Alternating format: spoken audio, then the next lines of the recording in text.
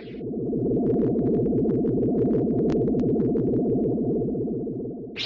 what is up guys, and welcome to another episode of Star Wars Real Talk. Today we're going to be talking about Star Wars Battlefront 2, and I'm going to be ranking my favorite gunners, both heroes and villains, starting with my least favorite and working towards my favorite. Also, one thing I need to clarify before we begin is that I'm throwing everyone in this list that doesn't have a lightsaber. So, Palpatine, the droids, whoever else, they're all getting thrown into this list. And speaking of the droids, let's start the list off strong with my bottom two, BB-8 and BB-9. BB-8 is taking the bottom because he's by far the most boring character for me to play. I don't know why they added either of these droids to the game. Nobody wanted them, nobody requested them. There were far more requested heroes and villains than these two droids, but they decided to add them, and I don't have any fun playing them. So the only reason I rank BB-9 over BB-8 is because I find its abilities a little more useful, especially its ability to launch all the enemies off any platform. You can get some good laughs out of BB-9, I'll give him that. So he ranks one slot higher. So that's slot 11 and 12. Moving on to slot 10, we have Finn. He's not a terrible character like he was at launch. They buffed him quite a bit, but I still don't find him the most fun to play, and sometimes his abilities just straight up don't work. Since his last update, I do think that he's an underrated hero.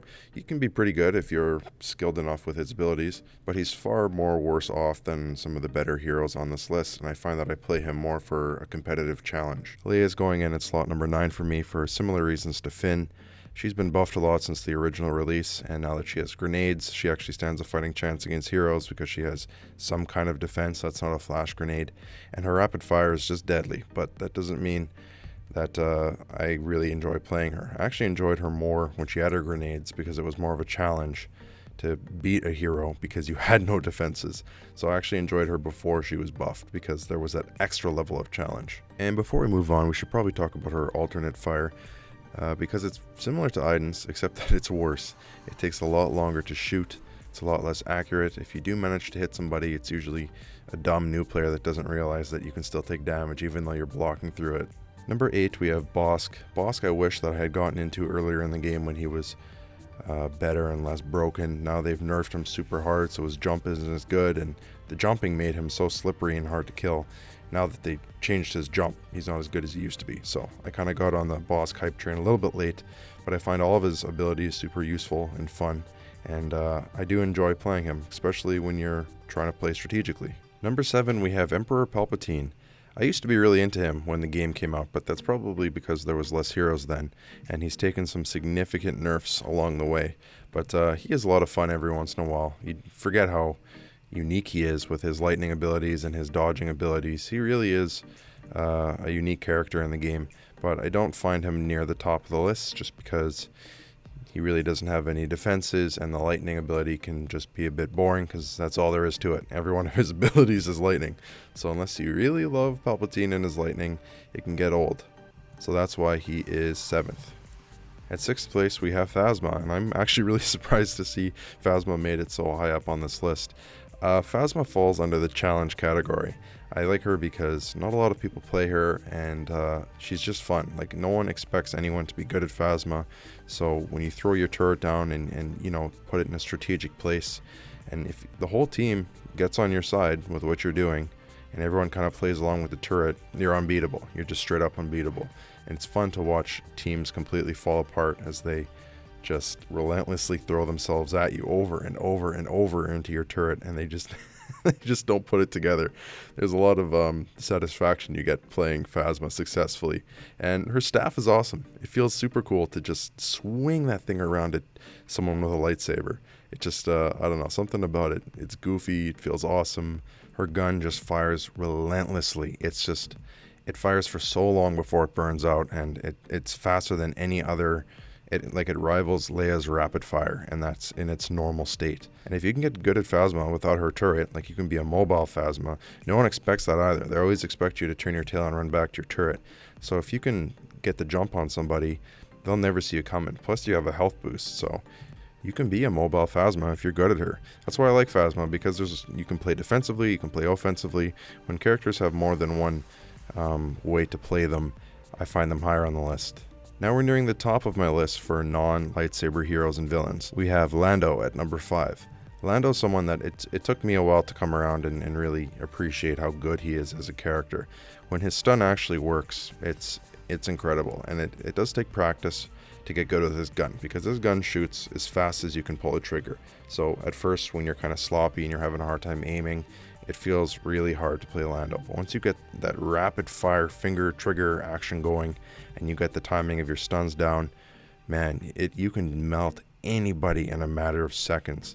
And Lando falls under that extra challenge category for me, because no one really expects Landos to do a whole lot, but I've seen Landos absolutely turn the tide of a game. And you have your sharp shot. When it actually works, it's an incredible ability. It's one of the few Boba counters or Palpatine counters, and you can catch someone as they're trying to run away and get their health back. You can just deliver a devastating blow that instantly kills them. If you can get good at Lando, man, he is deadly, and he's a lot of fun too. That's why I find him at 5th place. Lando would actually be higher up on the list if his stun was a little more consistent, and the other thing too is that if you blow it on your stun, you're pretty much at the mercy of whoever has a lightsaber and is about to kill you. As a Lando, you can go from feeling like you have all the power in the world to being completely hopeless, and that is the worst feeling ever. And number 4 on our list is Chewbacca. Now, when the game came out, Chewbacca was an absolute tank. Since then, they've nerfed him a lot, and he became a lot harder to play. His abilities were less good, his shock grenade was a lot more glitchy, and people slowly stopped playing him. But since his recent buff, they've made his bowcaster a total cannon, but it doesn't really seem like the rest of the Star Wars community has picked this up yet, because I don't see many Chewbaccas anymore, and that's one of the reasons why I still play him, because when there's a character that no one is used to fighting because no one ever picks him, it becomes harder to play against, right? It gives you that strategic edge. I pretty much stacked all of my cards for Chewbacca on his shock grenades, and you can really disrupt an entire team very quickly with Chewbacca.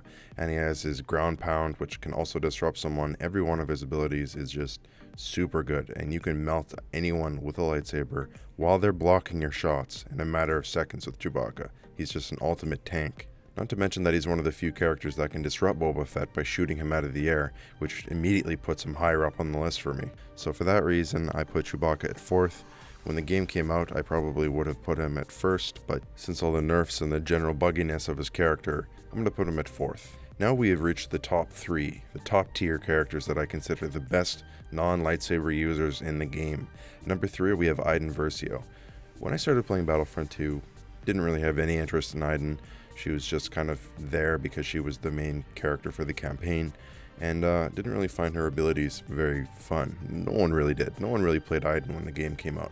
But now, if there's a good Iden on the opposing team, it's enough to make me want to leave the game. Her character is so incredibly powerful. You can go toe-to-toe with almost anyone in the game, and you'll do fine. As long as you're skilled and good at timing your shock droid and when to roll and when to execute your shield, there's just nothing you can do to stop an Iden. She's powerful at long range, medium range, close range.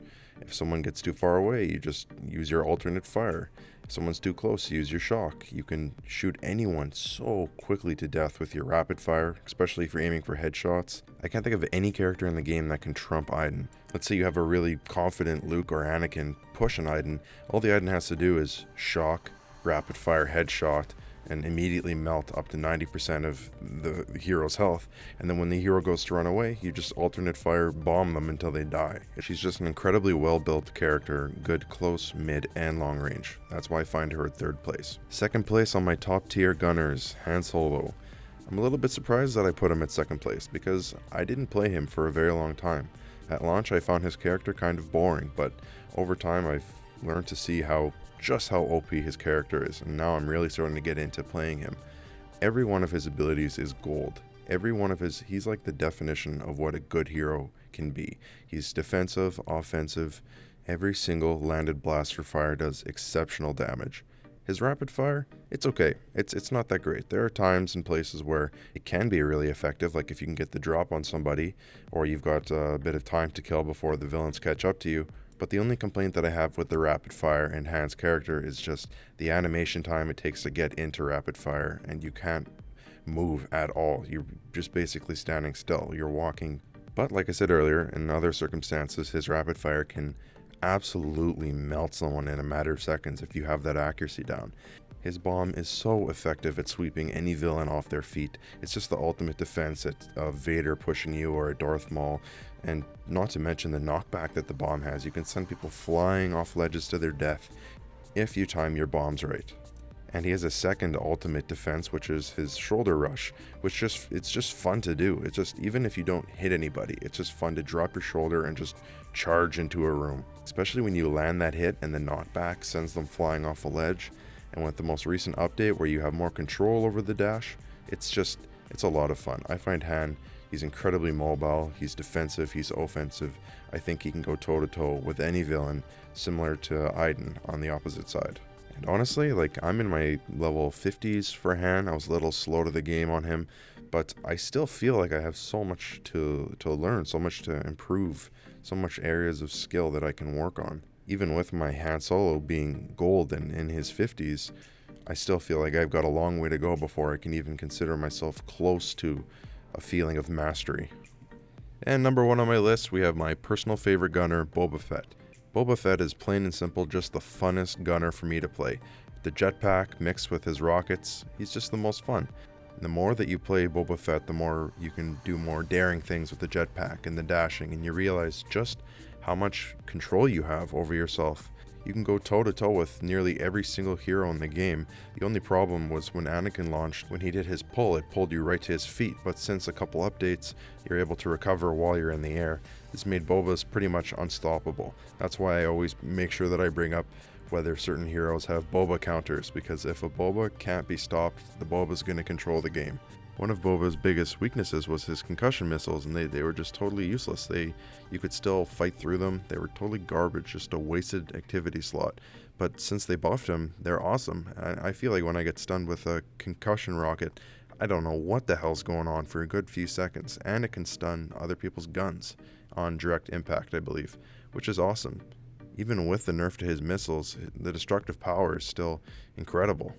And his flamethrower, I think, is totally underused by most Bobas. It does as much damage as the average lightsaber swing in this game. He has rockets, a stun, a jetpack, flamethrower, he can fly, he can dash. How isn't he everyone's favorite? The steepest learning curve playing Boba is definitely learning how to aim with his gun. You have to be so incredibly accurate, but once you get past that, you can use your jetpack, fly around, pinpoint people, no problem. And his radar is incredibly helpful. So really the biggest con to playing Boba is just that he has, I think, the lowest health of any of the heroes and villains, which is unfortunate, but you have such a high probability of escaping if you're good with his jetpack that it doesn't even matter how much health he has. The one thing I wish they would have done with Boba is actually utilize that missile on his jetpack instead of just having it sit there. It would be super cool if it was used like a homing missile or something like that, like they did in the movies and in the Clone Wars animations, instead of the concussion rockets. Anyways, that's going to do it for this list, guys. Hope you guys enjoyed it. Stay tuned for the next video where I rank all of the lightsaber wielders. May the Force be with you.